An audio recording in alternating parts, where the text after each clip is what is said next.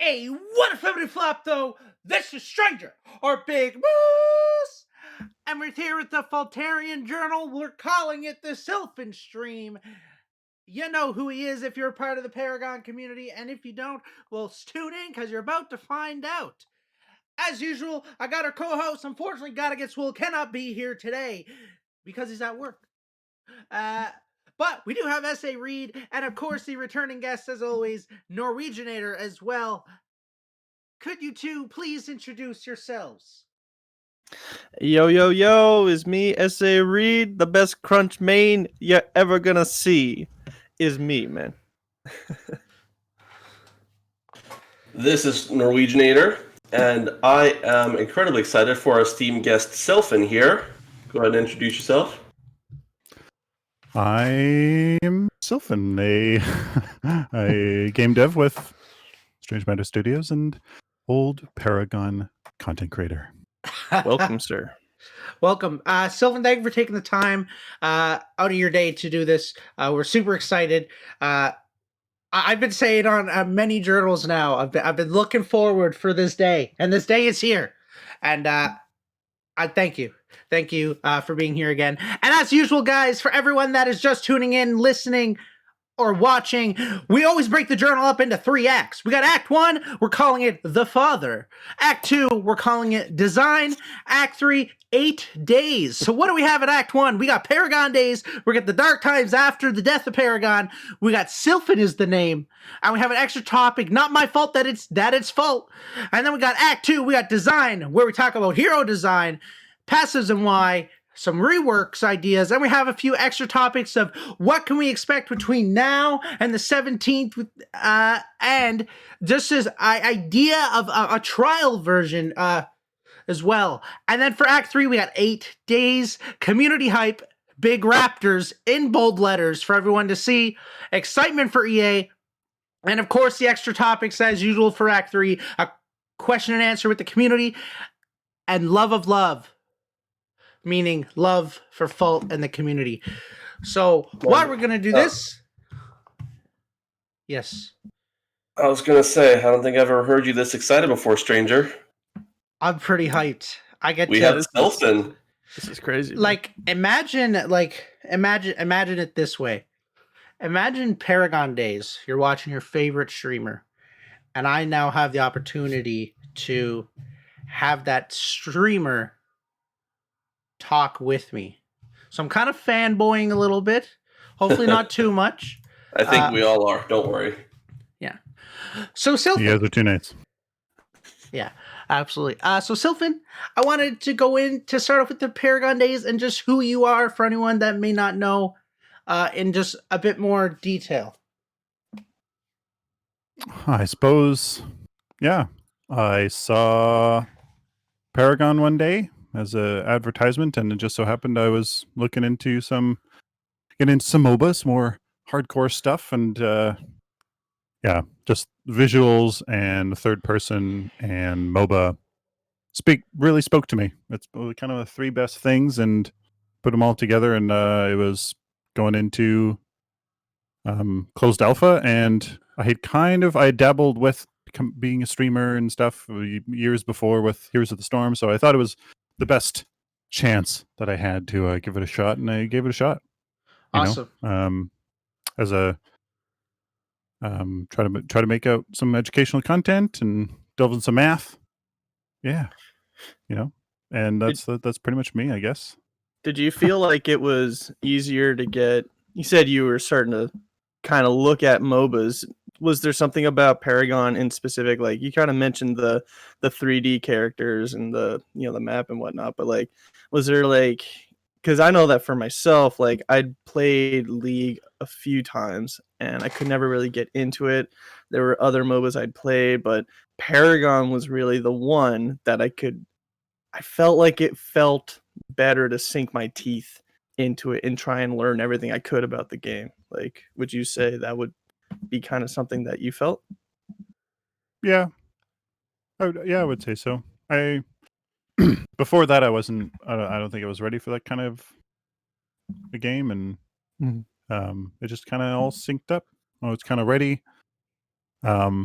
did my fair share of World of Warcraft, and then gorgeous, beautiful spreadsheets for EVE Online, and I was kind of looking for something a little more actiony and competitive, perhaps, and it was it. Right. Paragon came along. Awesome. So how did you end up finding Paragon? Was it just chance, or do you have a friend that introduced Yeah, you? it was totally just an advertisement, I think. Wow. I'm I actually think so. That's actually kind of incredible. I only heard about it because of EssayRead, the co-host here, myself, because we all know each other personally and everything. And I remember my first day of Paragon, Sylphin. I played as Greystone on Legacy, and I personally wasn't a fan of Legacy. I don't want to dive into it too much, but I didn't even finish the game but it was also my first MOBA experience. I should also mention that. But then I don't know, what was it? 3 months later, Monolith just dropped, and Steve EssayRead here said to me, "Stranger, you got to try it again. I'm telling you, this game is good. You just gotta give it another shot." And I did, and I think I played Murdoch. Yeah, I think it was Murdoch. Yeah, And once you tried that snipe, that's when it all clicked, right? The absolutely. global Absolutely. And what's crazy about it to me is it was my second game of a MOBA ever. I probably went like 0-14 That's the dream. as Murdoch, like no joke. And I still fell in love with the game. That's saying something. Yeah.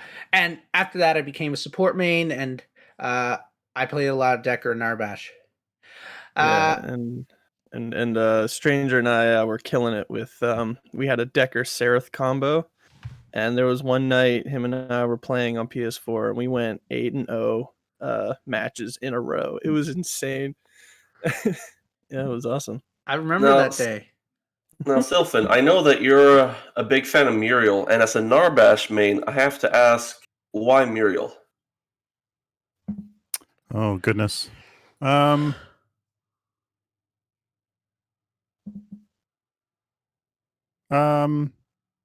guess probably she's a raw support, and I like support. I like kind of backline roles, but secretly it's the most important role, kind of a thing. Mhm. But like agree. I just like it, and being able to help and assist and facilitate and all that kind of stuff. And she had like 3 shields, and It was definitely enough. and her Q, so she was just like the most support like character kind of at the start, like when I started playing. So I just kind of gravitated to her, and plus the whole mech angel fly around the map I think that was aspect one was of the fantastic.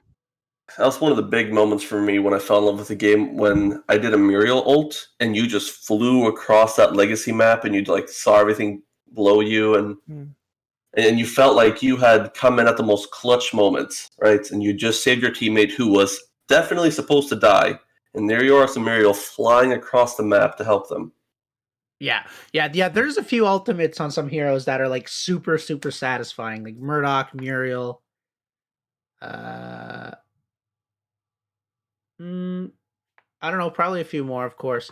Yeah. So obviously, Sylphin, you became a content creator. Was this when you were playing Paragon? Was that your first time ever streaming and doing all of that stuff? Yeah. Oh yeah, that was the first time.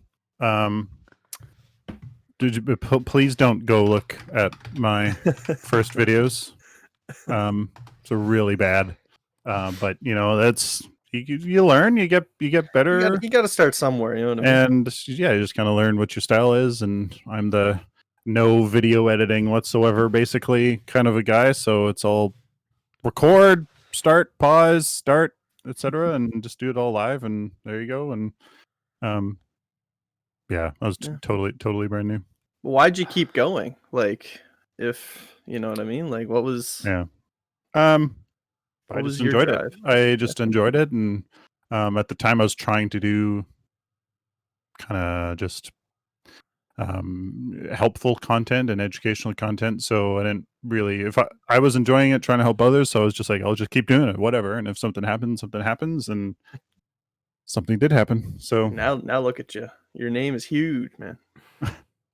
Yeah. You are the daddy Sylphinator. Exactly. And that is why Act 1 is called The Father, everyone. Because when I was writing it, I know this might sound kind of foolish. I don't know if I want to share this story now that I think about it. No, we'll do it. We'll do it. It's That's never a good sign. I was thinking, like, you know how like people call like a priest father? So I was thinking, like, if like I love Fault so much that I would kind of say like I religiously love it in a sense. So with Sylphin being kind of the father of Fault, He's the head of the congregation almost. yeah, essentially. How do you feel about this, Sylphin? I'm curious what makes you feel. Is it endearing? Is it creepy? It's kind of weird, but also very flattering. Oh, it's definitely weird. That's why I was didn't want It's to a share it. little both. But that's And now all right. we all know. Now it's out in the open. Yeah.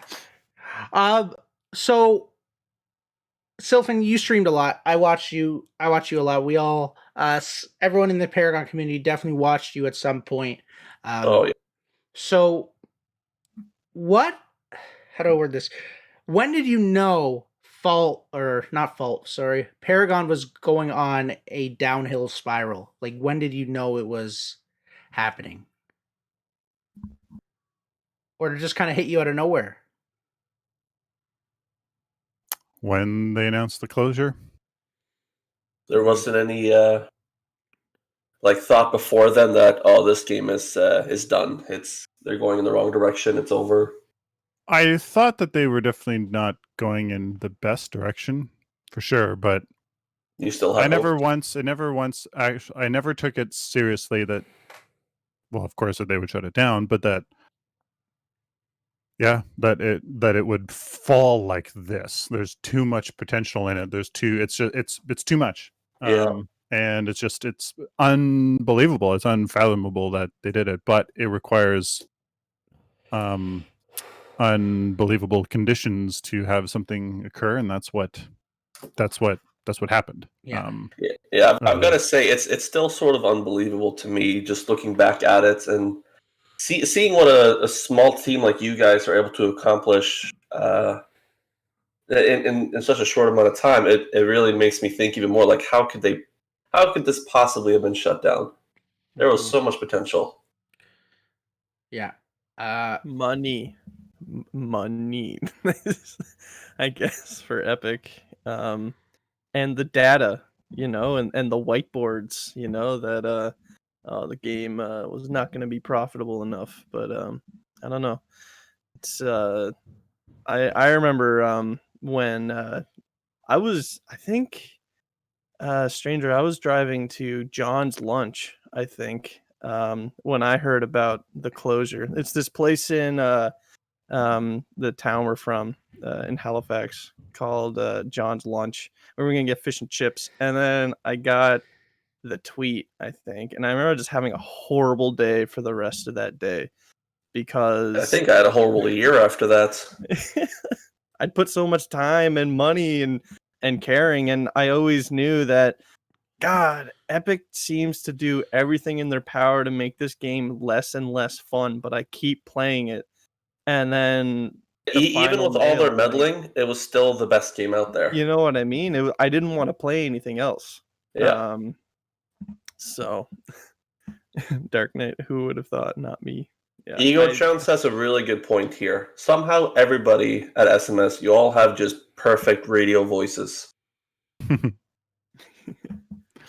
Yeah, we try. It's a mandatory requirement. It's part of the interview process. Yeah. Yeah. Something's downing honey to make his voice sound smooth. Like, yeah. Believe it.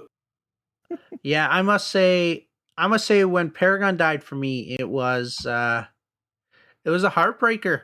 Like it truly was. I used to play a lot of games when I was a teenager, but then I kind of didn't play as much.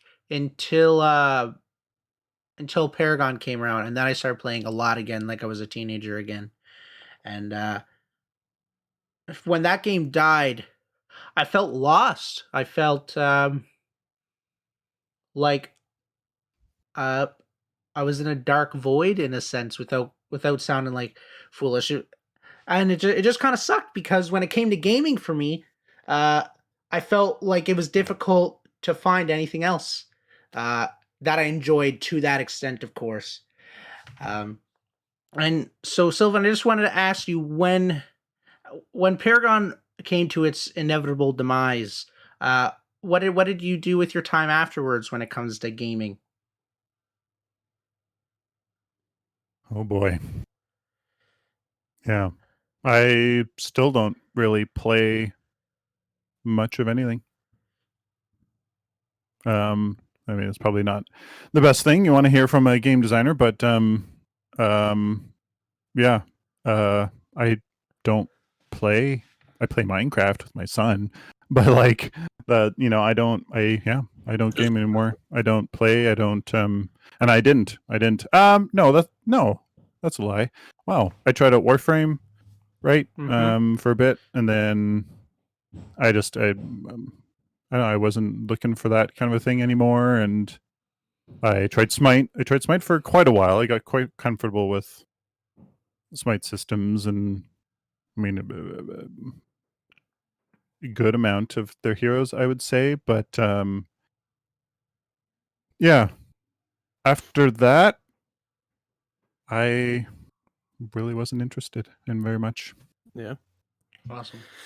Yeah, that makes sense. I feel like with the amount of effort and commitment you put into something, it would definitely make sense to maybe not have that same kind of like, I don't know. I think also for me too, I didn't really like, I don't know. It was hard for me to care about, and I knew that Paragon wasn't an indie game made by an indie developer, because Epic isn't, but it still felt like an underdog game. And I don't know, I didn't really want to, so I kind of just like got back into playing like single player role playing games a ton.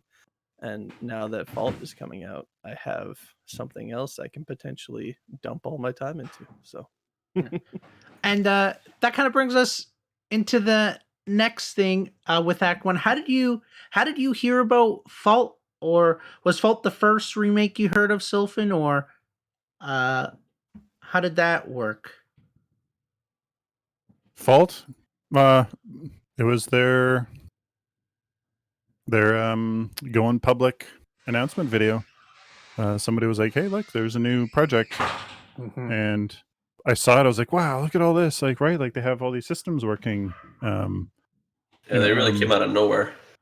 Yeah, and a whole bunch of systems working, and I was like, "Wow, these are more systems than we've seen from anybody else." And to get them working is a lot of it, and then there's polish and stuff. But it's like, wow, this is incredible. And then I found out that it was guys I used to work with. I was like, oh my goodness. Sent them sent one of them, I think, or a couple of them a personal message. Like, wow, I'm really impressed. Like, congratulations. It's really, really awesome. I'm happy that, you guys got together and did this. And it just kind of started from there. It was like, why don't you come work with us? Awesome. And there you go. I mean, to be fair, who wouldn't extend that invitation to you, Sylphin? You are the Sylphin, the math genius behind Paragon. You had quite a reputation before Paragon shut down as the numbers guy. And I'm just curious, how has that lent itself into this position at Fault? Is that something that helps you on a daily basis? Well, yeah. Of course, like all the knowledge I had from Paragon and numbers, that a lot of the numbers aren't too relevant to us, but a lot of the, I don't know, you get sort of like this underlying understanding of how systems interact and how they work, and just you get feelings of intuitions, I guess, of what's going on under the scene sort of a thing. And I think that's what's helped me more, right? Like once you kind of intuitively understand how just systems work, it really helps when it comes to designing. And like if I was to say basic attack range is 100 units, like 100 units, huh? Like what? But like for me, that actually really means something meaningful. Yeah, you have context to it. And like so like that's just one example of like, yeah, like those numbers have really helped. And trying to have a critical mind and all that kind of stuff. And it's definitely helped. Definitely helped a lot. Awesome. So Sylphin, I gotta ask, where did the name Sylphin come from? How did this gamer tag arise? Yeah. That's actually my stepbrothers. That's right. I remember this story. Yeah. It was my stepbrothers that he and I used. I used to always use just my last name backwards, and it kind of is a legible name, and I just always use that. And then he didn't, and when I went to make Paragon account, or was it Twitch or YouTube, something like that, it was taken. I was like, what, really? I was like, I don't want to do Sylphin 1081 or whatever. Like I just wanted just the name. So I was like, oh, I always liked my stepbrother's old name. And he wasn't using it. He hadn't used it for years and years. And I think I actually started using it even when we were still kids. So finders keepers, right? I used it, and he's more than okay with it. That's awesome. Yeah. Awesome. That was actually I actually never knew that story, so it was actually kind of interesting to learn it there. So our an extra topic that we do have, ladies and gentlemen, for Act 1 there is not my fault, it's fault. And what I wanted to ask you, Sylphin, as a member of the development team over at Strange Matter Studios, if you had to choose a niche or two or three, however it may be, what makes Strange Matter? What makes Fault? Oh, that's a big question. The nitty gritty. Yeah, you got some heavy hitters on the way here, Sylphin. Oh, a couple niches that makes us unique as a studio making Fault. I would say actually one thing is a lot of our team members, like we have old community managers, old people that were big in the community. We have ex streamers, ex comp players, like right, like that. I think that's really one that we know what the community was like. We know what the game was possible, the environment, the culture, sort of a thing, and obviously the game itself. Like everybody on the team, loves the game. And that's probably not unique to us, but I don't know, maybe with more people on the team, I don't know. Is it fair to assume that you guys had your fingers on the pulse of the community? Yeah, I would definitely say. I would say that's probably a strong suit as well. Our connection with the community, and whether that's through me or through others, and Ryan Red and Putty, like there's I would say that we have that's definitely an asset for sure. I'm trying to think of others. That's why I'm hesitating. It's because a lot of the teams are that, like, we're very much all the same and trying to rebuild something that we all loved. I think our programmers are absolutely excellent. And the dedication, like a lot of these guys are on 15, 18 hours a day, right? Like, wow. That's just like it's crazy, right? Always on, always doing stuff, always pushing stuff. It's incredible. So the dedication may not be unique, but I know for a fact that it's exceptional, regardless of comparing it to others. That, and I think design. I think our philosophy. It has to be the MOBA genre is very specific. It's very tight knit. It's a specific game. If you play hockey without sticks, it's not hockey, right? Like, so it's like it's a niche, and we're very willing to adopt that niche, the genre, and try to make our own twists, or and that I think is a strong point. Having legit MOBA systems that we make our own and unique, and will then make it a successful MOBA. Yeah. Right. That actually made me think of a point when you were saying that, and I remember I've done stuff here and there when it comes to creativity. I've worked in the film industry. I've produced a few plays. I've acted, all this jazz. And one thing that I remember, I've also like taken courses as well, like how to do this stuff, of course. And one thing that I remember being taught and always sticks in my brain is it's usually easier and better to get creative when you have a lot of rules, which usually doesn't make sense because you feel less because you're more restricted. But when it comes to the MOBA genre in general, what makes a MOBA, right? Like it has its three lanes maps, it has its objectives, it has its core, and like a few other things depending on what kind of MOBA you're trying to make. So that stuff, like, it has to be in a MOBA to be a MOBA, arguably. So what I think is really unique when it comes to Fault is they've taken that restriction and they've actually used it in a way that it's not a restriction. It's actually a way to boost their creativity. And that's what I think is really awesome. And one thing in particular when it comes to Fault is they're not restricted just in the MOBA genre. They're also using these Paragon assets. So there's even more of a restriction, if you could say. And you guys have taken that restriction and found a way to be as creative as possible that you could be by giving heroes more passives, by supposedly reworking the map, as you guys have been saying for a few months there now, and so on and so forth. And I just think it's awesome to see, to think outside of the box and to push that envelope without actually bursting it. And I think that's one thing that Strange Matter Studios has done super fantastically. And I'm excited to see more.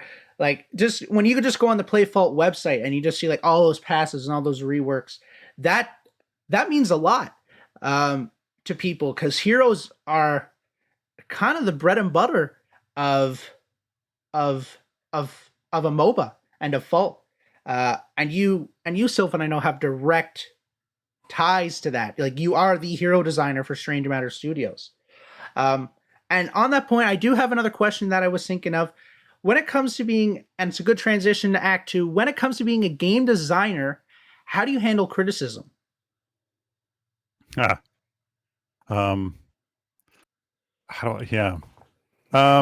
better than I used to. Yeah. I think a lot of people don't realize, or was not experienced in it, or experienced in the creative process, but like everything that you see in game, what have you, is like somebody's baby, right? Like things aren't done willy-nilly. Like they're thought about and intent, and there's intention behind it. So like everything is your baby. And when I think back to some really bad clips of mine where there was a Gideon rework and he had his Q and his R&B that was a void breach. I was flipping. I was like, this is absolutely ridiculous. It's terrible rework. Like, who thought that this was great? That's the kind of stuff that really you take to heart, because that's your baby, right? Mm-hmm. And it's really hard to take criticism, but it's a learned thing. You have to kind of distance yourself, more or less. It kind of like, it's tough to take criticism, and I think the biggest part of it is just kind of being humble with yourself and just realizing you don't know everything. You don't know more than other people, and you won't be able to do it better than other people, and what you do isn't isn't going to be the best, or even what is great, even, and seeking advice of others and changing what you do, with because of advice from people is important. That is the creative process, not coming up with something and doing it and sticking with it. That's not the creative process. And it's tough. It's tough to take criticism. It's hard for anybody. Hard for anybody. Mhm. Yeah, no, I Very can well say that put. for myself as well. I'm pretty comfortable myself giving constructive criticism, but anytime it is received, I listen. But boy, does it still hurt a little bit just inside. So I can imagine having a project that's so open and public, with so many potential customers. There must be a lot of criticism, both some constructive, some maybe not. Has that been a sort of a learning curve, getting used to that? I would say so. Can you repeat your question again? I'm basically just wondering how it was when you first came on the project, and basically you had Yeah. some people giving constructive criticism and some just are just angry and say some vile stuff. Yeah. Yeah. Well, yeah. First coming on, obviously being the new guy, and OmniNut was the game designer for that whole period of time when they were private, and just trying to ease my way in. And it's if maybe most of the community doesn't know this about me, but I'm water. I fill up whatever container I'm put in, and I've tried to not be that and not take over everything, and try to just ease my way into it. And that's hard because I'm so passionate about it. I just give me everything to do. I want to do everything because it's my passion. I want to give it to me. And so that was hard. Yeah, that was hard. And slowly learning all the systems and all the back end stuff, and then just kind of iterating from there and taking on more and more. And it's hard. It's one of the hardest things is just going in with trying to go in with no ego and no expectations, and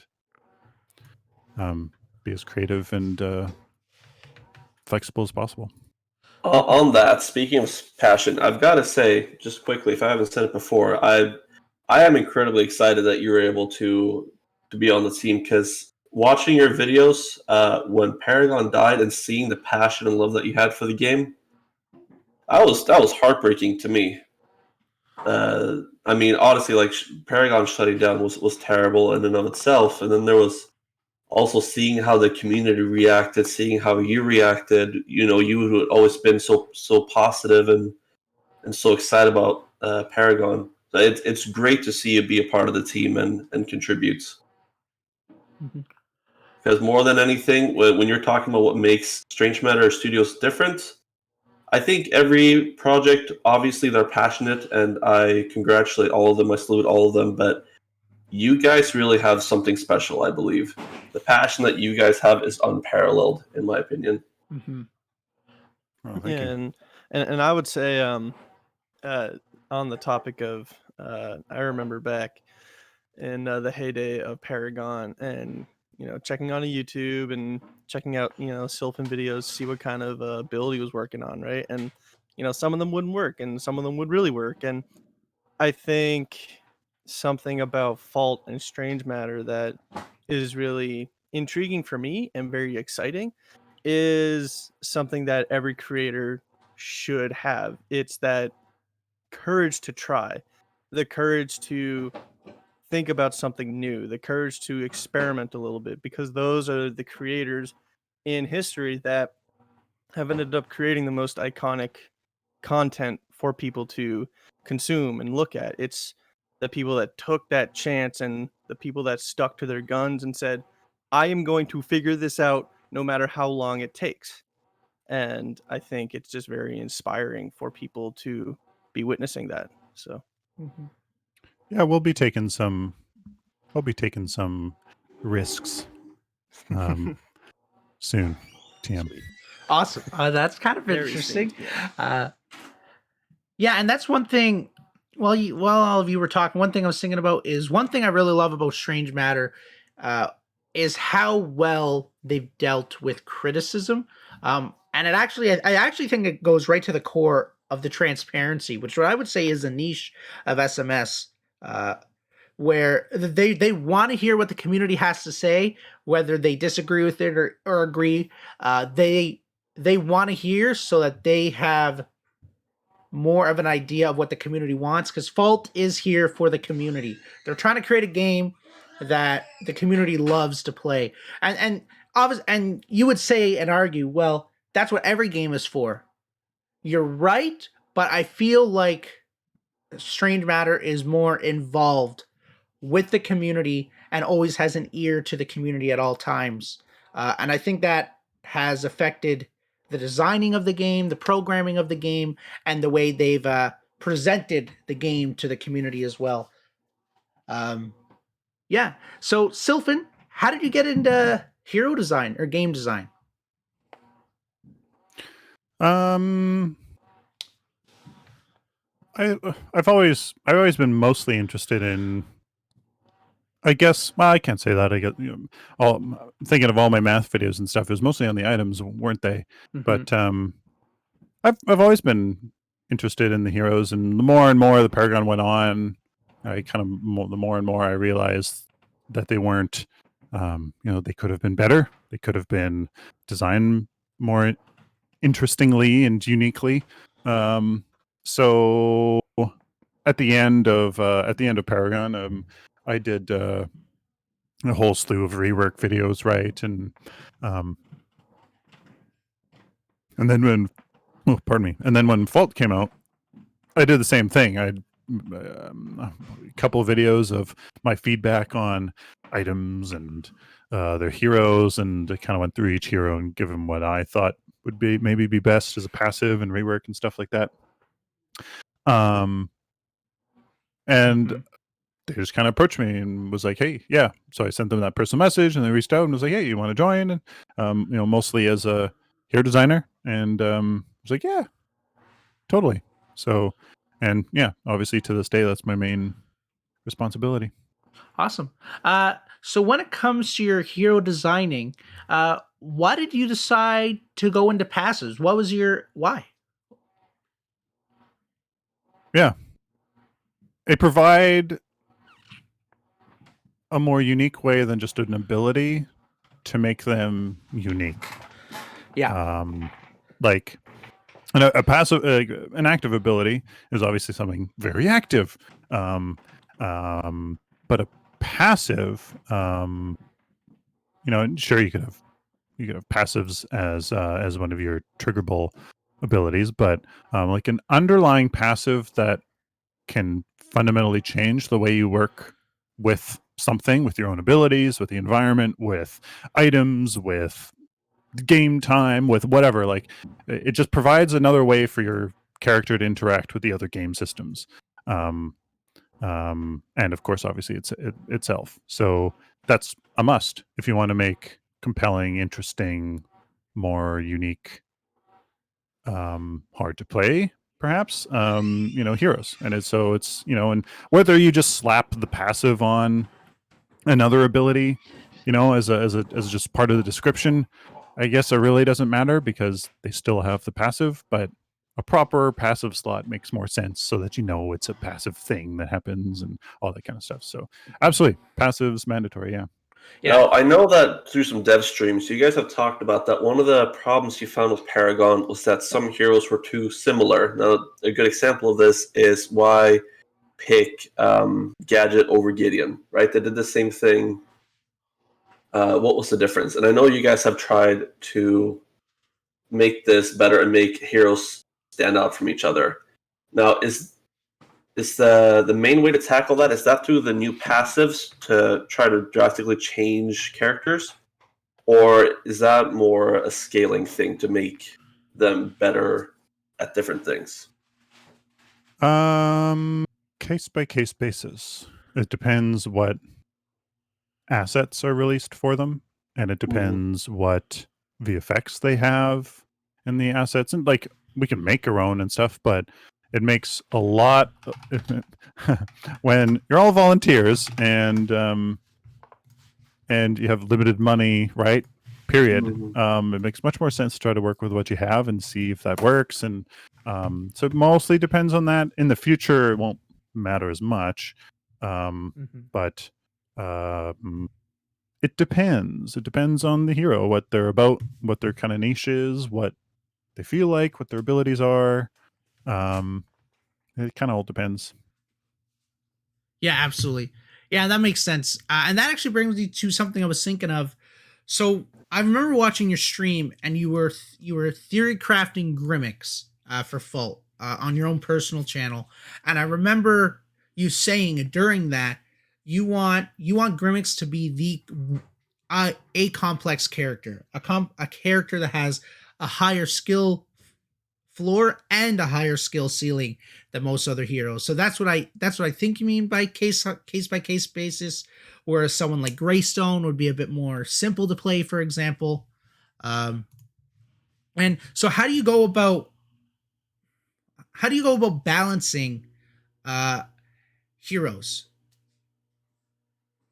Like balancing their design, you mean? Yeah, balancing their design, yeah. Or even just scaling and things like that. So you were talking about like their design, like Grim, Yes. Grim being easier or harder or whatever. I wish I could tease some things, but Don't worry, we won't tell anyone. Go ahead, Sylphin. He's definitely going to be a mechanically more complex. Kit definitely much more complex. You mentioned scaling. Yeah. He'll be very interesting. I can't wait to get that out to you guys and the community. And but that was a very good town hall with our internal testers to come up with what what everybody thought was best for him. And I'm actually very excited for him. But balancing. Ooh, shouldn't be drinking Coke, maybe. Well, real quick, I was just curious on balancing. When it comes to how you tinker with numbers, how hard do you want to push certain characters into certain roles? Do you want, like, for example, Murdoch, he should only be able to be built as a carry, or do you want to like have flexibility with him? Yeah, that's something I've struggled with for the past while. Like, do you design Phase as a pure support? Like, she has to be basically she has to be connected to somebody. Her abilities only work when she's connected to somebody. Well, then obviously, what role is she going to be in? Or do you take it a different way? You don't necessarily have to be connected, but if you are connected, then some things can happen. Maybe you can even connect to enemies. Maybe now all of a sudden, maybe could work in the mid lane. I don't know. Maybe even the solo lane if you want to be crazy. Like, which one's more exciting? Which one's more flexible? Which one's more interesting for the player to try different things with? I've been leaning more personally towards not thinking of a specific role that a hero can play and fulfill, but what kind of gameplay niche do they fulfill? Am I anti-heal bruiser? Am I a CC ignoring tank? Am I a long range sniper carry? Am I a AoE healing caster? Like those kind of things. And if you think about it that way, now all of a sudden the roles don't really get Well, I would assume that would have overly been important, but I don't know. Yeah, that I've just personally been trying to think of it like that. So like with Phase, for example, I think it's better design wise to think of her as just a caster, and what else is she? What's her niche? What does she do? What? Why do you pick Phase? Oh, I need this sort of hero to do this sort of thing. What is that for her? And not support. Oh, Phase. Okay. Well, try to keep it open maybe. And yeah, so that's kind of hopefully answers that question. That's actually I was going to say, couldn't you argue though that once you find these niches, that directly translates to what role they should be in? Sure, but also maybe not. Gotcha. Right. Well, I'll be excited to see how you guys handle that then, because that does sound very exciting. Yeah. That's yeah. Hopefully heroes are more, and like support and carries obviously they are naturally a bit more right, like defined, perhaps, but especially support get more flexible. Even I don't know, even carry. I don't know, but who knows? Yeah, and that actually brings up Muriel, in my opinion, because I've actually been talking about this with just people the last week. Really, I truly, when I go on Playfelt.com and I look at Muriel's rework and passive and all that, I really think that she is going to be better in the mid lane than she is going to be as support. Obviously, a lot of people agree with me and a lot of people disagree with me, but I actually really enjoy. Personally, I really enjoy heroes that aren't stuck to one lane. Like you're good. Like obviously, some heroes need to be. Like Narbash is never going to be a mid laner. Oh, but he's a jungler though. He's the best jungler. Jungle Narbash, you ask Reverb in chat right there. He'll tell you. Well, wait a minute. Like Narbash is a support, and like that is his role. I mean, maybe you could argue that he's a jungler. Like I disagree with you on that, but he is definitely support and only a support in my eyes. And I like that there's heroes like that. But I also like that there's heroes that aren't like that. I think it's really awesome. And why I really like it, Sylphin, as well, is because when it comes to like meta, so if you're trying to take the game full competitively, you want to have those counter picks, and it's going to be and it's just going to make stuff more interesting when you have that hero that might be able to be played in 3 different lanes, so the opponent doesn't know where you're going to play them because of where you draft them in the lobby or something like that. And I think that's going to be really important with that. That's my point on that. That's one other good point for designing heroes more open, not so focused on a particular role, is that you also get that flexibility and in the draft lobby and kind of all that. Yeah. So go ahead, stranger. No, you go ahead. Alrighty. We actually have a question here from chat, and I know this is something you guys have talked about, so I was wondering if you could just reiterate on it.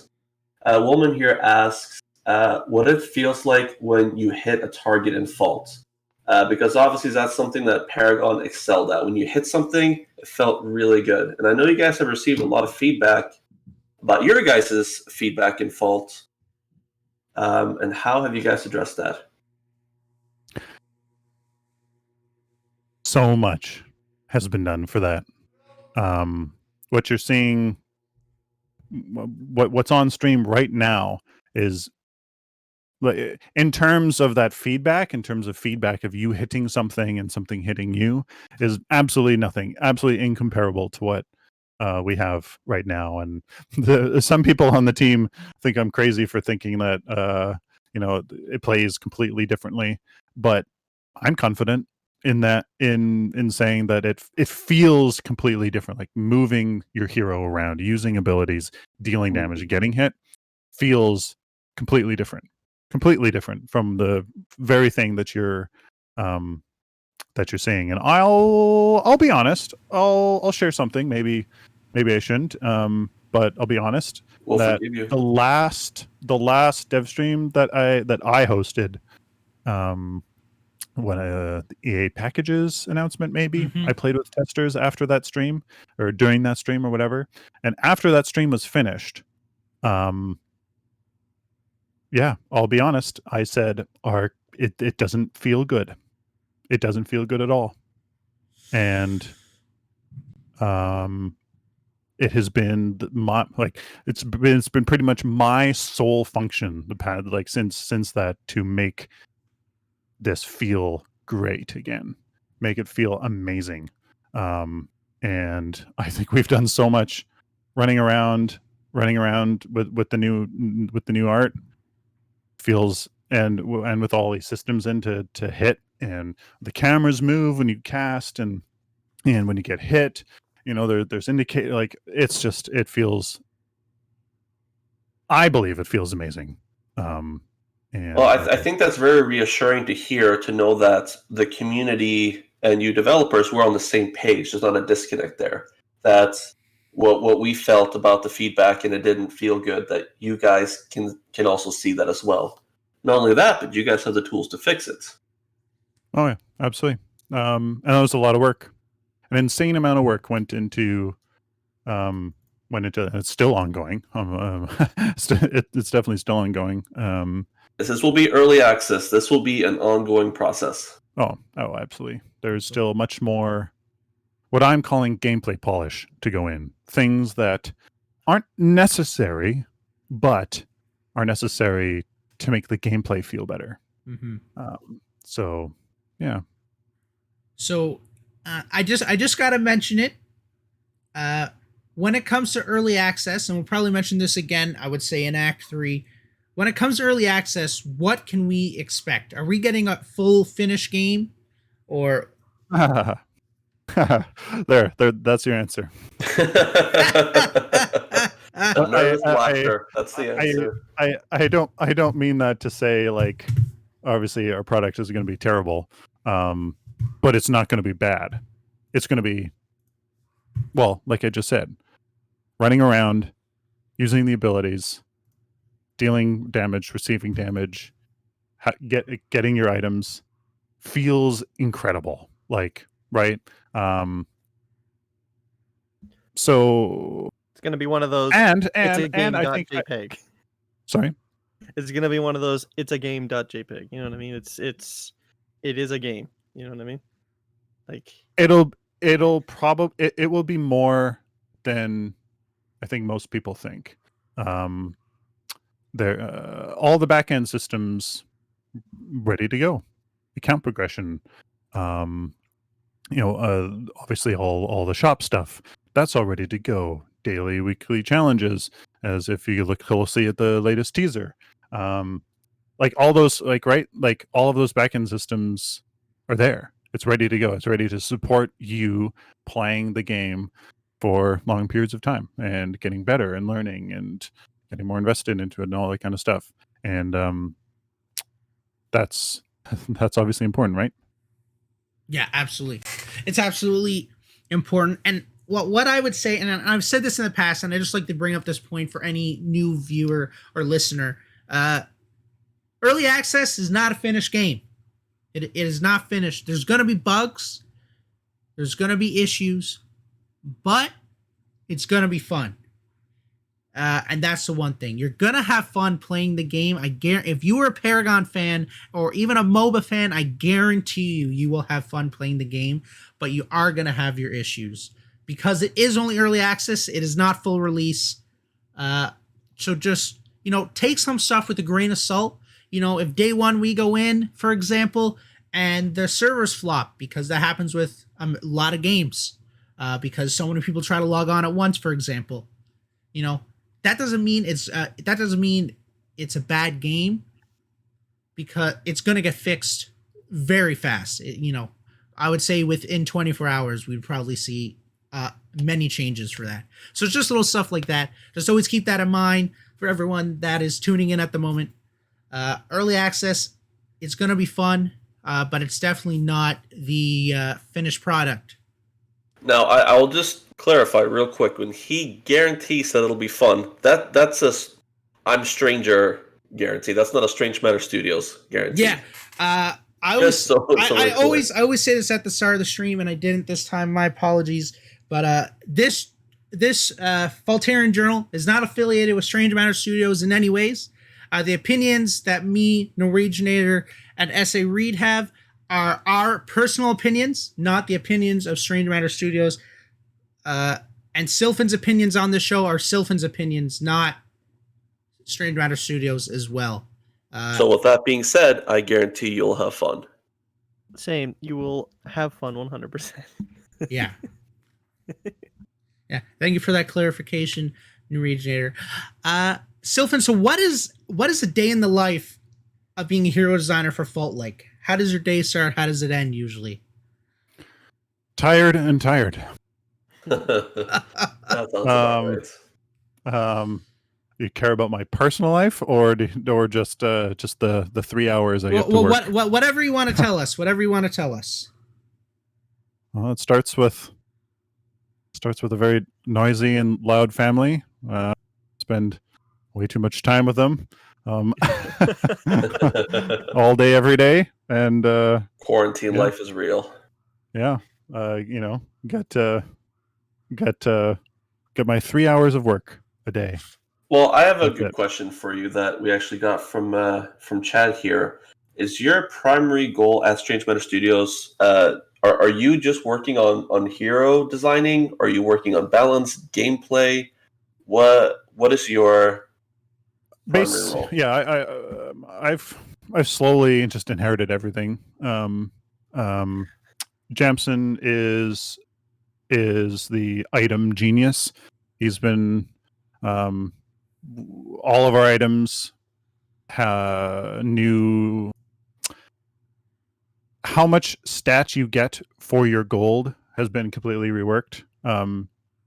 It's been totally changed. So all of the items had to change with how much stats they give. That's obviously a massive undertaking, because now you're talking about redistributing efficiency and gold and value, and so that's crazy. So that's what he's been kind of plugging away at lots of time, and I've just kind of slowly taken on kind of everything really. Cool. Yeah. Cool. So, ladies and gentlemen, it looks like that is the end of the main topic. So we're just going to go into an extra topic here. Sylphin, I'm just going to say this now. If there's something you just can't talk about, just say you can't talk about it. But is there anything that we can expect between now and the 17th for the community to know? Oh, there's something going to be big and hype coming. That's gonna and we're getting goosebumps just thinking about it. So just hold your horses. You have no hints whatsoever? Sorry? You have no hints whatsoever? I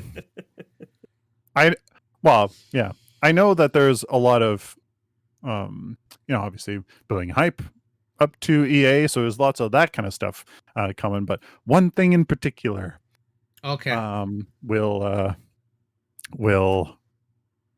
really, I think, set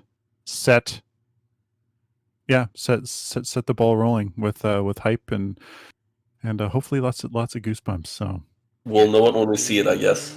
Yes. Yeah, I'm excited. I'm really excited. And do you think we're going to see, so in that little teaser you had of the UI and the core, in the UI there was a picture of a skin we didn't see, and it was obviously purposely leaked in the video, and it was a Kwong skin. Are we going to see a reveal of that skin? Yeah, it was in the video. Well, not the whole, not the whole skin. Oh, I'm just kidding. Just a picture. Yes. Are we going to see a reveal about that? I'm honestly not sure, but you'll have to see. We'll have to wait and see. But that is another original SMS skin. And oh my goodness! I don't know how more people see some of the I wish you guys could see some of the internal concepts, because oh boy. Honestly, that's what we should be talking about. This whole entire podcast should be dedicated to Cyberquang. I don't get how more people aren't talking about it. It's the most beautiful skin I've ever seen. Yeah, it looks pretty cool. I'm excited to see more about it, of course. So for everyone that just tuned in, expect something super fantastic before the 17th, whatever that may be. We do not know yet, but there's something coming, and it's going to be big. We can expect maybe or maybe not something about Kwang. And yeah, so it kind of brings us into the last extra topic that we do have there, Sylphin. Someone pitched this idea to me literally this morning. So I thought about it. I thought it'd be cool to discuss. And it's very theoretical. But early access, of course, costs money to play. Now, there's 3 different Steam packages for anyone that does not know. You can just go on Steam or to playfault.com to see those packages. But do you think it'd be really cool to have a trial version of early access, whatever that may be?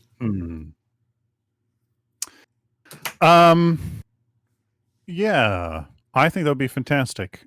There was some feedback, I don't know, the other month or so ago, that I saw that suggested open alpha, or sorry, I guess open early access weekends. And I thought that was a fantastic idea, where it would open up to everyone free on the weekends or something like that. I think maybe that would be fantastic. That would be really great idea. But that's all contemplated in the future. And hey, if people want to give their opinions about that and think that's a great idea, then definitely voice that to us. Yeah, the idea I was given, because when he first said trial version to me, that's what I thought as well. As I thought like the open weekends.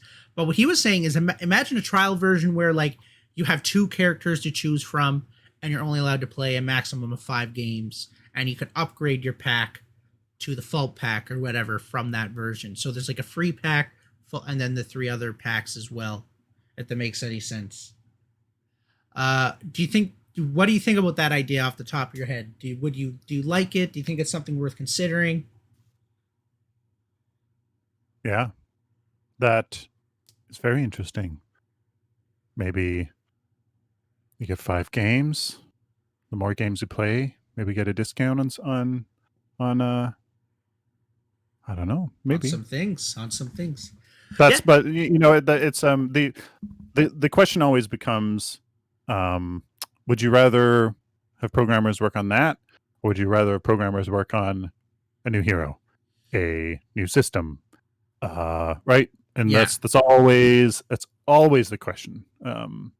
All of these things are fantastic, but you definitely have your priorities. Prioritizing is the hardest thing. It's the hardest thing. What do I want? I want everything in, but no, you have to pick. You have to, So. Yeah, and I do see it in the chat there. The countdown on the screen. When I recorded this gameplay, it was my first time ever live streaming ever, and I did a 24-hour stream. So that countdown's just showing the 24 hours. Yeah. That countdown has nothing to do with Fault whatsoever. It was just a countdown for the 24-hour stream that I did. It was really cool. It's crazy? I do see it in the chat, Jack, in there. The last few hours of that 24-hour stream are some of the most hype gameplay it's not. Ever see. I've never inted so hard in my life, guaranteed. I remember I was actually falling asleep while streaming. I feel like you're just coming up with excuses for why I beat you so hard, stranger. It was myself and Swole in the chat. We were just watching it like, Greg, what are you doing, man? Why didn't you ult, bro? Yeah. Now, don't worry, guys. Very soon, after the 17th, we will have new gameplay to show during the Faultarian Journal, and you will never have to watch Stranger Int with Norbash again. That's You not guys true. gonna- You're you're gonna gonna see more miss ints. this footage. But it would look better. Yeah, you're gonna see more ints most likely. To be honest.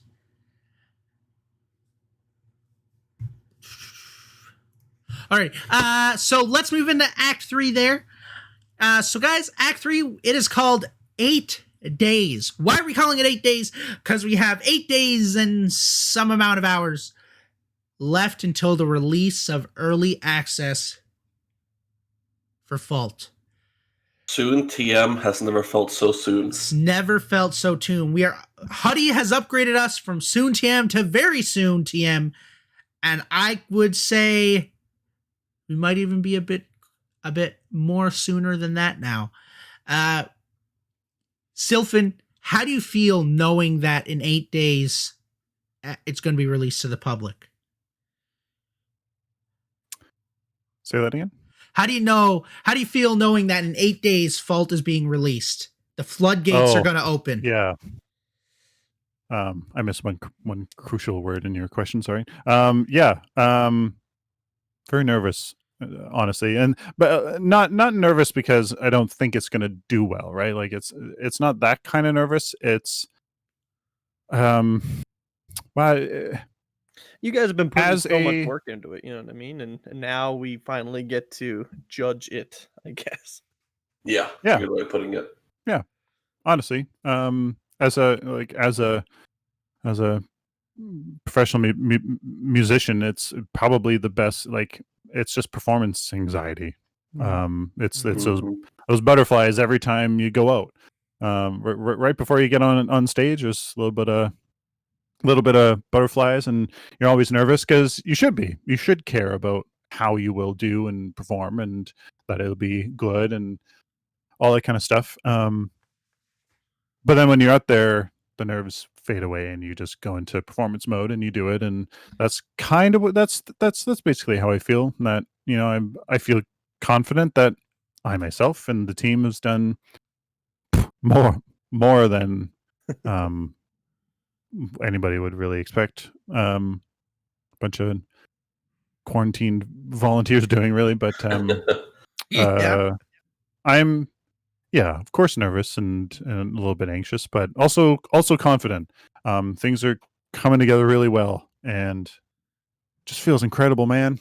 It's just I really want people to get their hands on it and to feel like they're back, hopefully even better.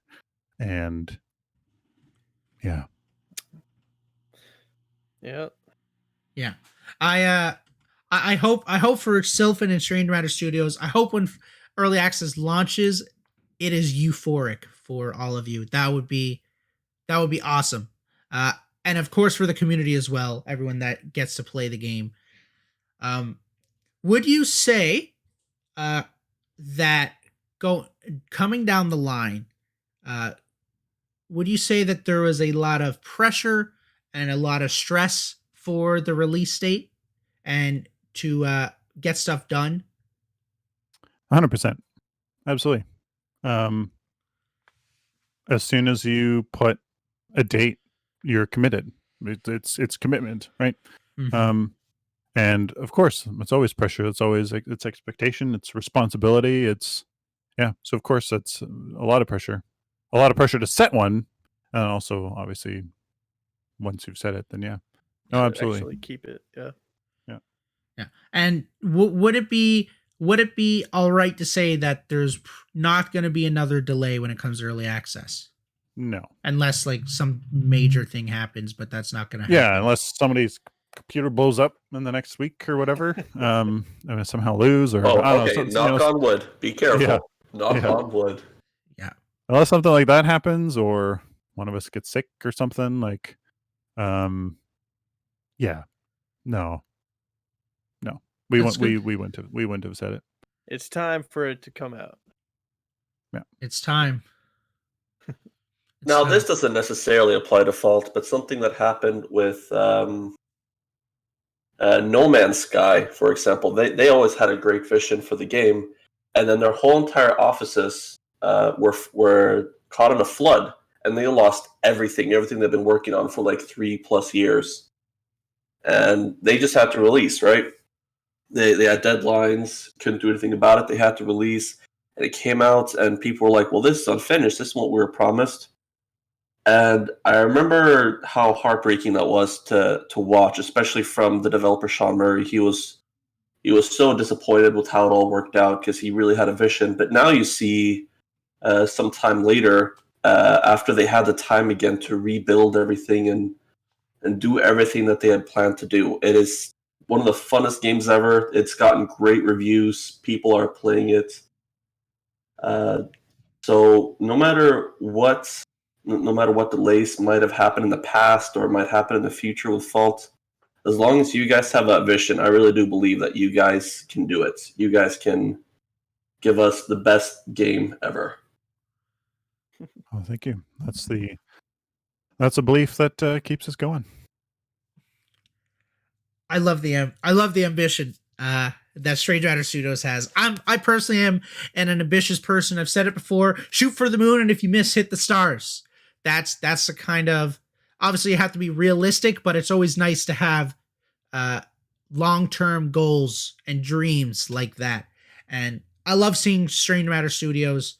You can tell how I know the game's going to be successful, because I can tell just from talking to you, just from talking with everyone, all the development team and staff team over at Strange Matter Studios. I can tell that people are passionate, people are trying to shoot for the moon, and they are willing to do whatever it takes to make sure that happens. I can just feel it. I just know it's something in the air. It's electric. And I feel it too. yeah.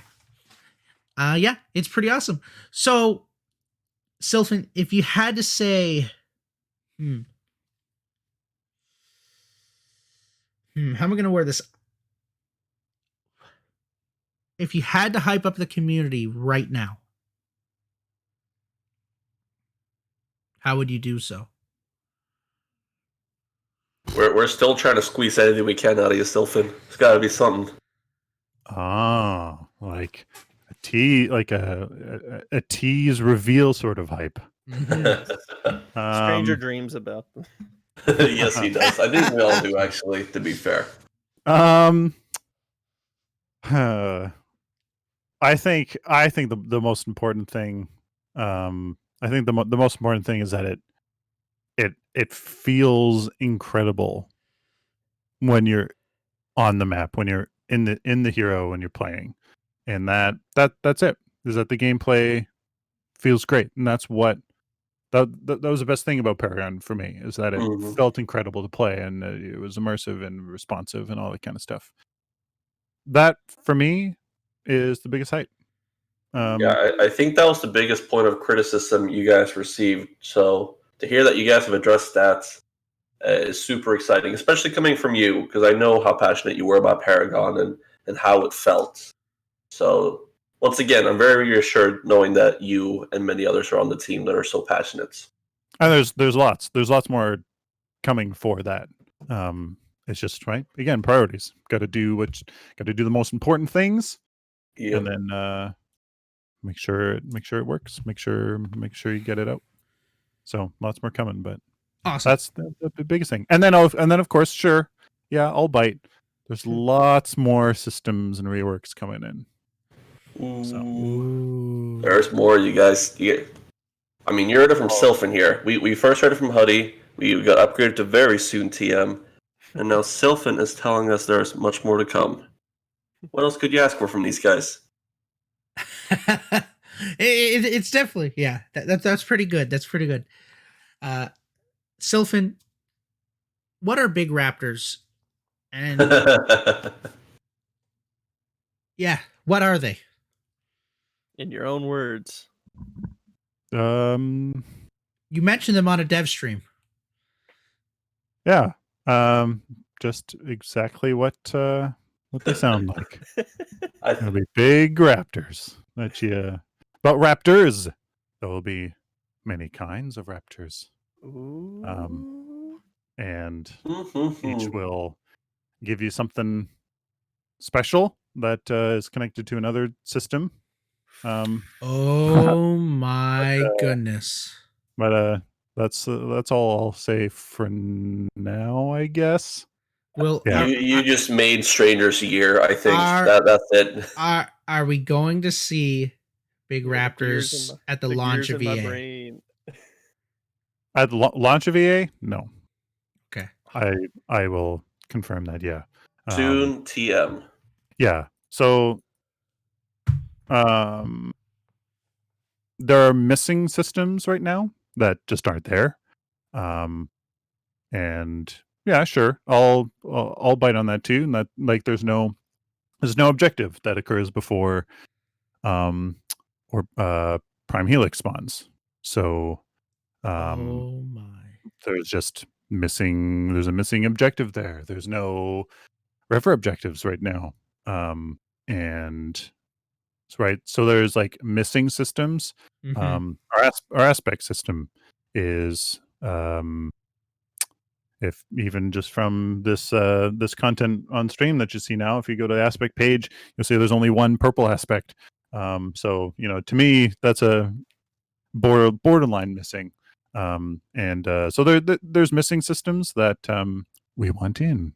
So that those will come first, and then obviously, or hopefully, will come first. And then, yeah, kind of these other system reworks, I would definitely say would be after that. Mhm. Who Now, knows? I don't know if you can speak on this whatsoever, but I'm curious if you guys plan to keep the same faction system, or if that is also getting a rework. They'll stay, yeah, but they'll be used differently. Okay. Okay. Yes. I actually pulled out a video from November on YouTube, and it was a video with Mongoose, Omninaut, and Silvermonk. And they actually talked about back in November of 2019 about their plans for the aspect system and how it's going to change. I don't entirely remember what it was, or I would talk about it. But there is some stuff out there about some of the ideas of how they're going to change the faction system, ladies and gentlemen. You just have to go looking for it. It's there. Yeah, so Keep in Sylphin, mind, though, since November, things definitely could have changed internally. and yeah, they a could have lot of decided. stuff. I'm sure a lot of stuff Including a have. pandemic. I'm sure a lot of stuff has. Yeah. But there is some ideas that are thrown out there that is public knowledge. It's just not the easiest to find. Sylphin, my EssayRead, GottaGetSwole, and our first journal we ever did. I spent an hour and a half talking about big raptors. I wish I was joking, but I'm not. So I have a few I sat there ideas. and listened to Big Raptors for an hour and a half. I have a few ideas, to say the least. When I think of big raptors, I would love to see kind of like Drake in League of Legends. If you kill a certain amount of raptors, one of them will evolve into a bigger raptor, into Fangtooth. And so it would be, in League of Legends it's 4. So if you killed 4 on the left side, you would get a Fangtooth.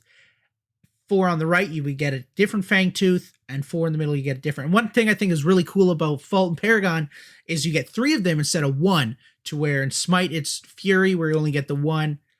League of Legends is 1. I'm not entirely sure about Dota.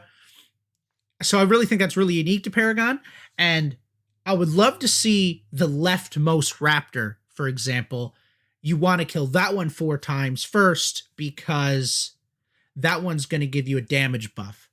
Or the right one is going to give you a healing regen buff or something like that. Like, I think that would be really awesome. And why I really like it is because, let's say you're 30 minutes into the game, but your team is obviously down, but you're definitely not out of the game, and the other team goes for Orb Prime. Well, now you can contest them by, instead of taking that team fight that you're probably going to lose, you can just take a big raptor instead. And I just think that's really interesting. And that was a pretty quick sum up of the big raptors idea that I have personally. What do you think of that? Do you like it? Do you guys have different ideas? So that's definitely one. That's definitely one way of going about it, and what it all comes down to what do you want the objective to accomplish? What is it? Yeah. What's its purpose? What does it do? What's its function? And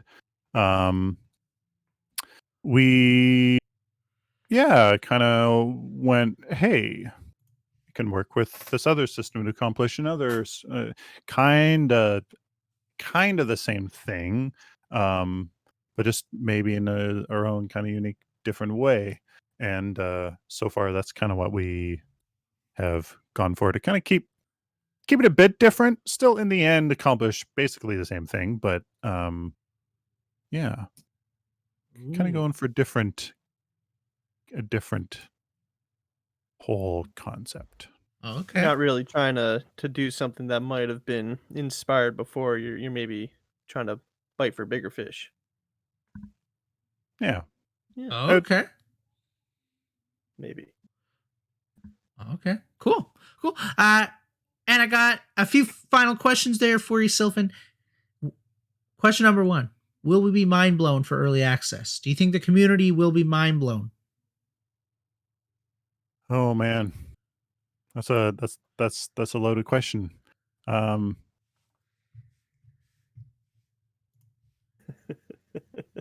mean, I've already said that I think people will find it fantastic, and that it'll feel amazing and great.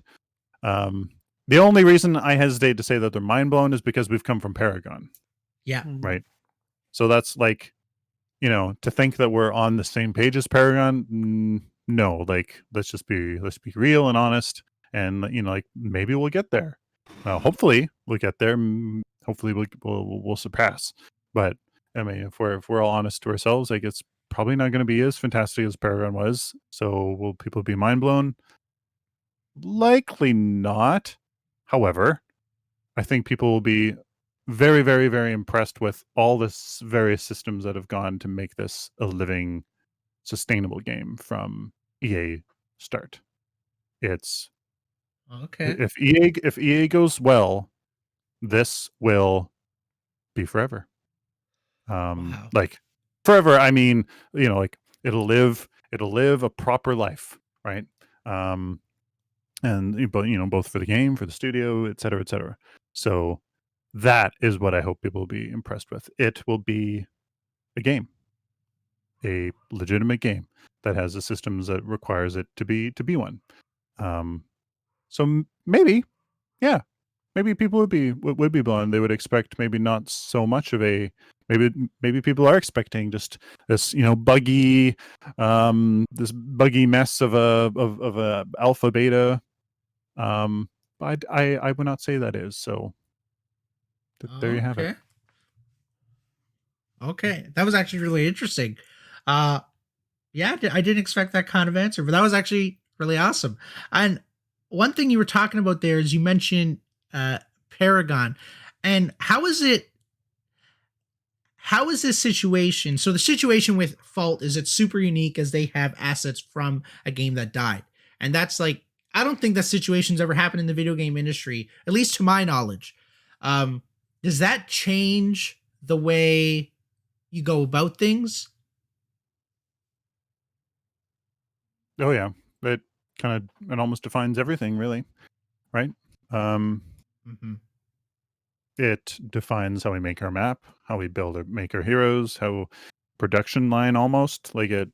Yeah, it defines a lot of things. Yeah. But it's kind of up to us. It's up to us to make the best of it, to make it our own, to make it what we think is best, and to make it into a sustainable, amazing, fantastic game, right? Yeah. On that. Oh, sorry. Go ahead, stranger. Just gonna say it's just really interesting that the community that Stranger on Studios currently has already has a preconceived notion of what Fault should be in a sense because they played Paragon. Yep. And Norwegian, at your point there. Yeah, I was just curious. Is there ever a point where this all felt surreal to you? Because I'm sure if you look back on your past, you were just a guy who loved Paragon, and all of a sudden you're sitting there with these characters in your hands, and you're deciding what's going to happen with them. How? I'm assuming that must be somewhat surreal. Yeah. Yeah. My previous work probably maybe got that out of my veins, and all my like YouTube content of, trying to provide my opinions on how heroes can change, and even just my work at the end of Paragon's life to try to make it better. Maybe kind of put that got that out of my system, but definitely when Fault first went public, it was very surreal. And then when they asked me to join the team, that was pretty surreal. I And can then imagine. this past month, next coming weeks, it's feeling that way. It's like, holy smokes, It's real. this really is real, isn't it? This is like, wow, holy cow.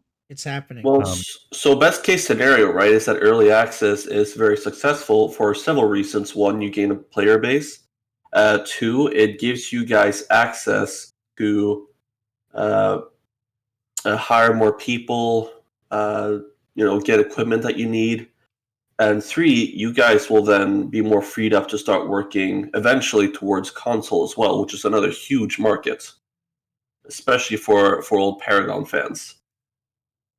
Absolutely. Yeah. And so a lot hinges on early access.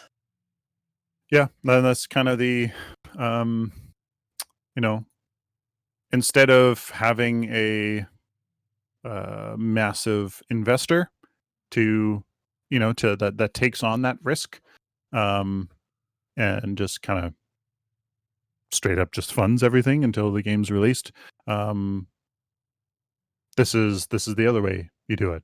You invest your own time and money, aka volunteering, to do it, and real money to spend on getting it done. You spend your life, you spend other opportunities trying to make it happen, and then EA happens. That's the investment. The it's basically crowdfunding, really, right? It's a hey, here's this game still in progress. Still in progress, but we need help. We need help developing it, and because it's supposed to be a free to play game, so that's why like paying money now is a bit more of a change and weird thing than others that charge money for both, like both release and maybe early access or whatever. Yeah, it's just another way of going about it and trying to make it sustainable, and hopefully in the future it's exactly what it is. And that, Well, because if you guys can sustain yourself throughout early access and you guys gain enough of a player base, it gives you the tools to create a fantastic game for full release. And when that's free to play, throughout your monetization of the game, hopefully with a big enough player base, that'll keep the game growing exponentially. hopefully. And Sylphin, I got one final question for you there, and then we'll move on to questions from the community. What do you want to tell the community that is currently listening in and watching?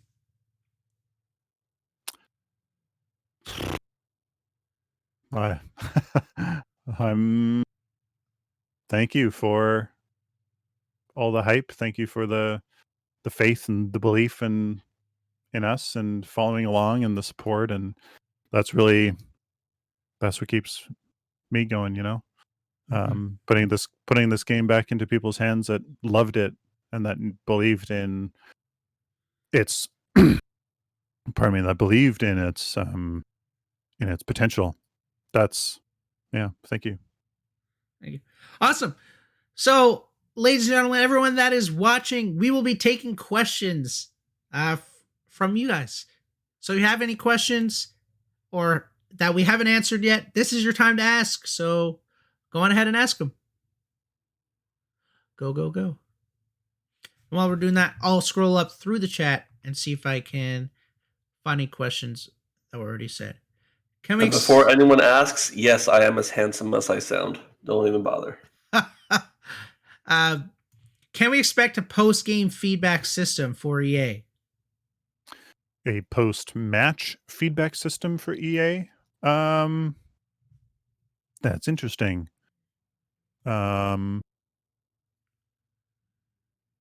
In client, I don't honestly. I'm not sure. Maybe that's been thought of, but yeah, honestly, I'm not sure. That is actually a really good idea. I'm assuming he's referring to like feedback for bugs and stuff like that. Or Yeah, just feedback in the general. bug report, the bug report system, I believe, will be in client, so like everybody will be able to report a bug, I think. Yeah, so there's that. Okay, awesome. What do we have? How has sound design been improved? Yeah, I'll be honest, that's probably that's something that we definitely need to improve on. I would love to get pardon me, a sound professional of some kind, that really knows the engine and knowing just how it works and all the systems. I would love to do that because that is an area that we need to improve on. Overall, they've improved. One thing for sure was feedback, like gameplay feedback. That's a thing that I personally have been working on sound wise. So there's that. Yeah. So it's improved a bit. Definitely something, at least on my radar, that we definitely need to improve on. Yeah. Okay. And can we expect 2 heroes every 2 months like the season pass says? For EA. Yeah, for EA. Yeah, we'll be attempting to follow that schedule as much as possible. Awesome. And let's see, what else do we got? We got a really good question from Reverb. Looking towards hero releases, how are you guys going to decide what heroes are being added? I'll add on to that. Like, what are your main sources? Do you look for community feedback to fill certain positions and niches, or other? Yeah. Right now, kind of the model is prioritizing gameplay first. So, what niches roles are we lacking, and what heroes fill that the best? So, we're kind of a little light on mages, kind of mid lane caster mages. We're a little low on ranged supports, kind of low on right, going about that way. And then once that starts to not be an issue, like pure raw numbers, then gameplay wise, it'll be what niches are we missing? Like, kind of like, do we have a good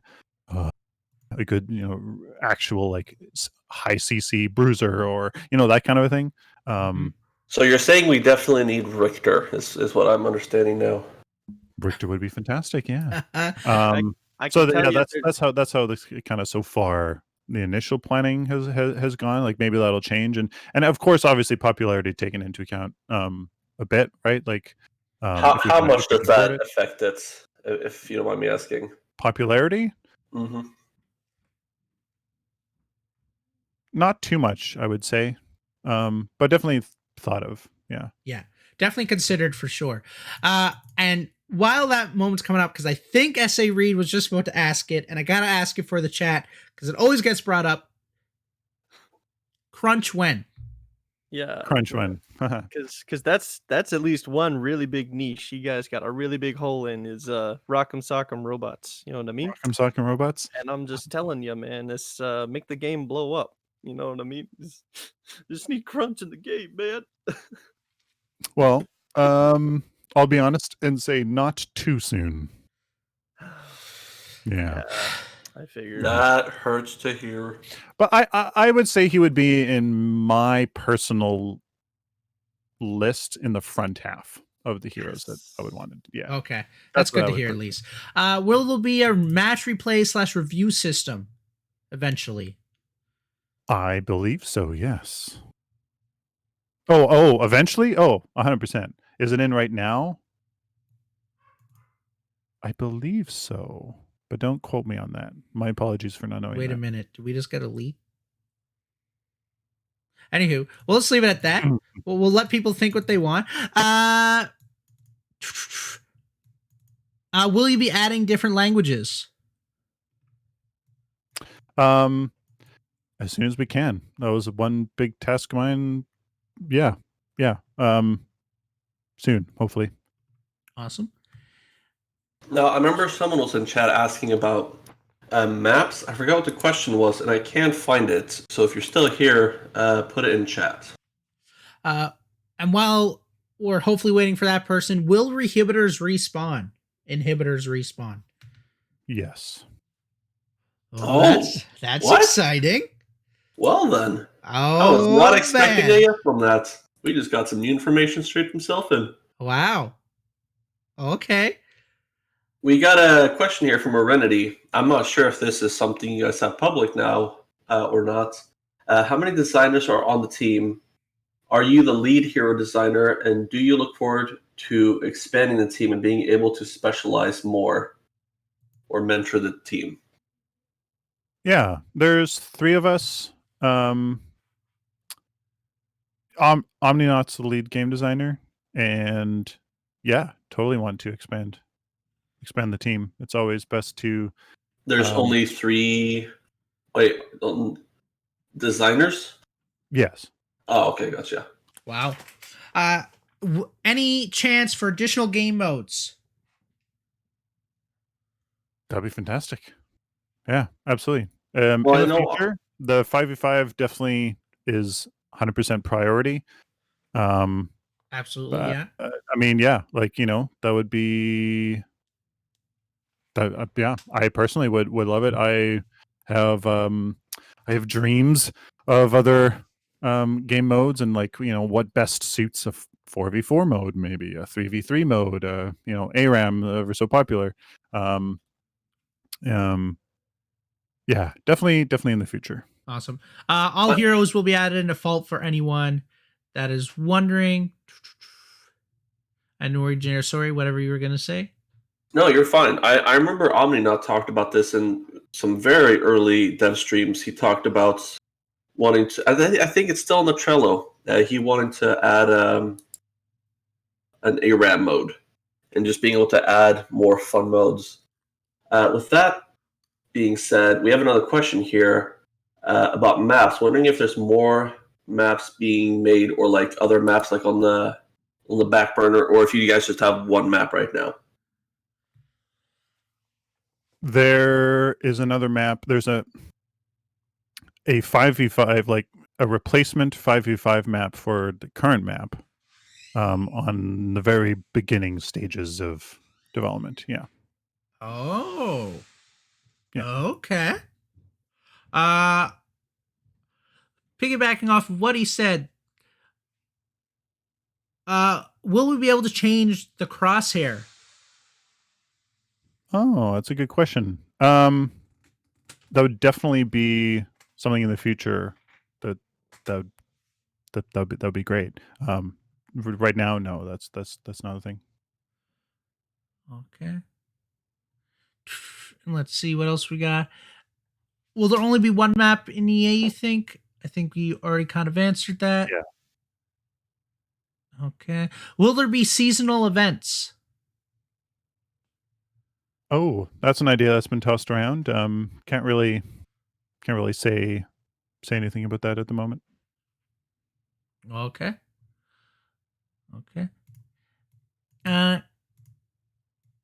Will there so I did see in the season pass that there will be 2 skins that come with the purchase of the season pass. Will those skins be exclusive to the season pass and you won't be able to buy them individually?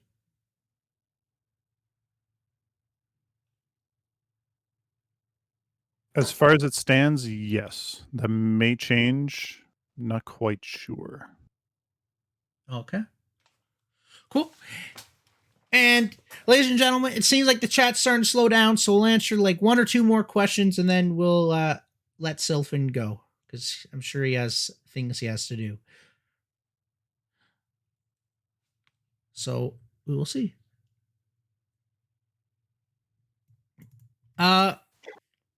Here's a question while we're waiting. I saw it's on the Playfault website that there might be voice packs, there might be HUD packs, there might be menu packs. Will we see any of that in EA? No, I would say no. Okay. But you never know. You never know.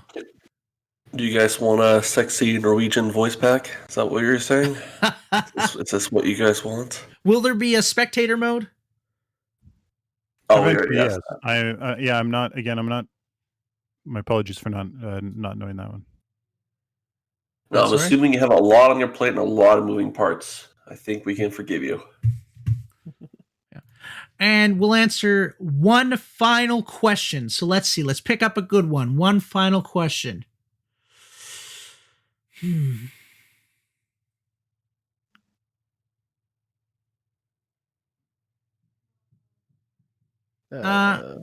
Let's.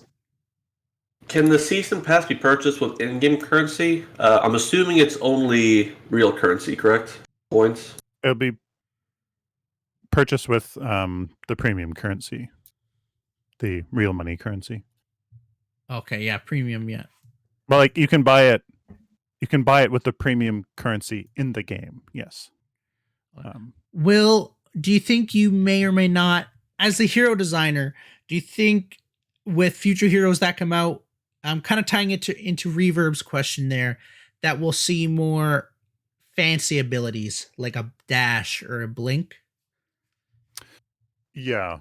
Being a whole third person 3D MOBA with that extra axis. Yeah, I would say it would be a hope that we could accentuate that verticality. So to go along with that, heroes overall may have more movement abilities in them. That's with the current map, there isn't terribly much verticality. There obviously is, but obviously we definitely likely do a better job implementing verticality in, say, this another map or something. So I would say to complement that, then yeah, heroes, to utilize them, it would make sense to have more mobility in their kits. Speaking of which, do you guys plan to release more maps after? Because you talked about a replacement for your current map for the 5v5. Do you guys have plans currently for more maps down the line? Yeah, of course, other game modes like further down the line, and Okay, yeah. yeah. Of course, we won't not do them. So Awesome. And ladies and gentlemen, I think we're gonna call that. We're gonna go to the ending screen there. Sylphin, thank you for your time. Truly, I hope you enjoyed yourself while you were here. Thank you for answering all our questions. I know it's a bit of a loaded interview, is what I like to say. But again, thank you for being here. Thank you to EssayRead and Norweginator, of course, for coming on back. And thank you for everyone that has tuned in and for the community. And is there any final things anyone would like to say? Well, I just wanted to say what an honor it is, Sylphin, to have you here. It's always great to pick your brain and hear how you go about developing this game that we're also passionate about. And I want to thank everybody in chat for being so involved, asking us good questions that we might have missed that we can pass on. Yeah. I wanted to say just to Sylphin, yeah, thanks a ton for being here. And I brought up earlier about checking out your old videos and I don't know, it's kind of like crazy actually being able to chat and be able to give you questions and hear response and see where you are now and how far that something that you were passionate about has taken you. It's taken you really far and it's given you a lot to look forward to. And just let you know and for fear of sounding too pampering or whatnot. I don't know. Just thanks a bunch for being pretty inspiring, man.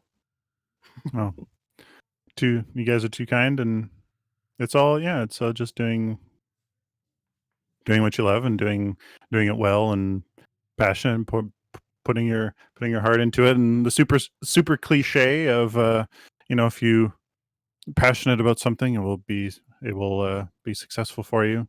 I believe it, and I feel very very fortunate that it worked out in some way or another, and just want to do right by the community that wants the game back, by the team that's depending on me or what I do or what have you, and everybody that's wanting it, right? I just want to do right by everybody, and so thanks everybody for watching, and thank you guys for having me. It's been a pleasure. Awesome. No problem. And Well, we wish you and the rest of the team good luck. And from the whole entire community, thank you guys for all that you do and for all the sacrifice. and Thank you. that'll bring us to the end there. So what a flippity flop go, guys. This is Stranger or Big Moose. I'm joined with the co-hosts, EssayRead, returning guest, Norweginator, and special guest, Sylphin. And thank you. As usual, we always go to one final song, and then we end the stream. So we're going to cut the mic, cut the audio, and you're just going to hear the song. Big Moose.